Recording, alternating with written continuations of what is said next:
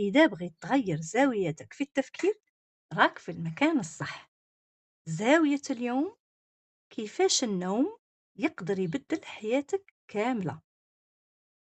دايما أي واحد يبغي يبدل الروتين تاع حياته ولا يدخل روتينات جديدة، أول حاجة يفكر فيها هي يا إما الرياضة، يا إما الأكل، يا إما يزيد يشرب الماء، يا إما يكتسب مهارات جديدة.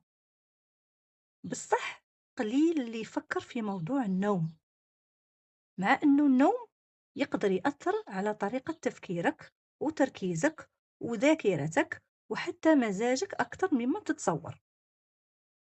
إذا رقدت مليح غادي يكون عندك تركيز أكثر وطاقة أكبر ومزاج أحسن وتفكير أفضل ونسيان أقل.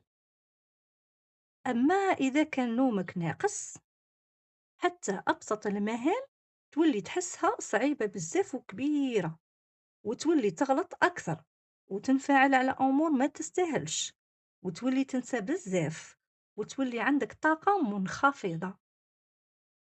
على هذه، قبل ما تبدأ تدخل روتينات جديدة في حياتك، أول حاجة لازم تديرها هي تشوف جودة نومك، ومن بعد تقدر تبدأ تدخل روتينات أخرى.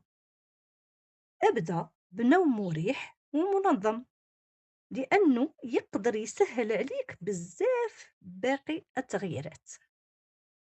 قولوا لي في التعليقات بصراحة، شحال ترقدوا في الليل؟